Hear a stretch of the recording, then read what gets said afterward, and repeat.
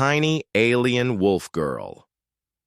Slept by my door, then followed me everywhere. Captain Marcus Chen had seen his share of strange things during his 15 years aboard the deep space research vessel Endeavour, but nothing quite prepared him for what he found, curled up outside his quarters that Tuesday morning. She was small, barely reaching his knee when standing, with silver fur that seemed to shimmer under the ship's artificial lighting.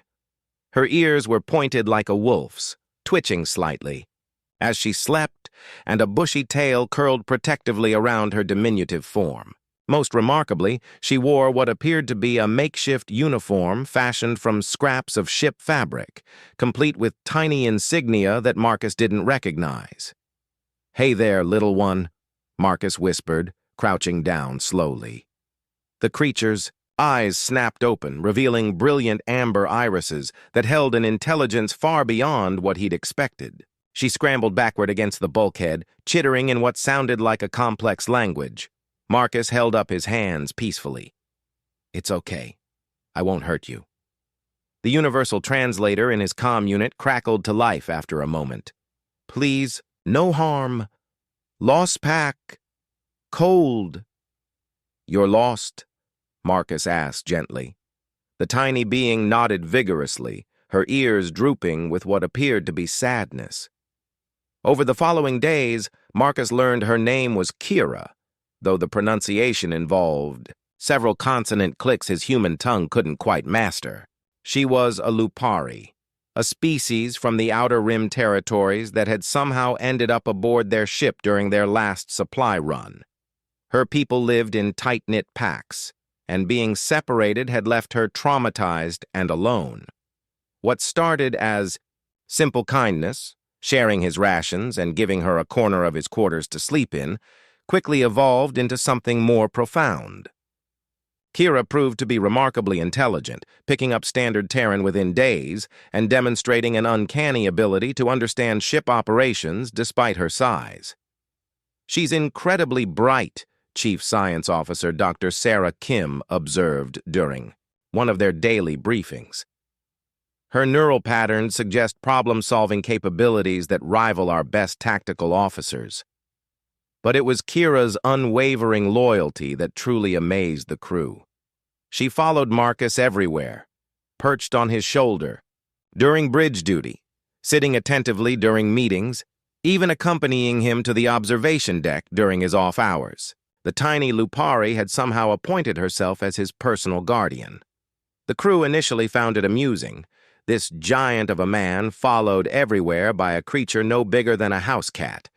But their attitudes shifted dramatically during the Helix Nebula incident. They were conducting routine stellar cartography when the ship's proximity alarms screamed to life. A massive debris field, invisible to their long-range sensors due to the nebula's interference, was bearing down on them at relativistic speeds. "Emergency maneuvers!" Captain Rivera shouted from the bridge.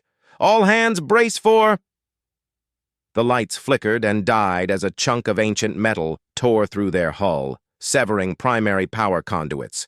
Emergency lighting cast eerie red shadows across the bridge as systems began failing one by one. "Navigation is down," Ensign Torres called out. "We're flying blind in this field." That's when Kira acted. The tiny Lupari leaped from Marcus's shoulder and scurried across the bridge with purpose, her small claws finding purchase on surfaces no human could navigate in the chaos. She reached an auxiliary control panel and began manipulating switches with her delicate paws. "What is she doing?" Dr. Kim asked in amazement. Suddenly, a backup navigation system hummed to life, one that had been offline for months due to a faulty relay that maintenance couldn't reach without tearing apart half the bridge. "She's rerouted power through the secondary grid," Marcus realized, watching Kira work with surgical precision.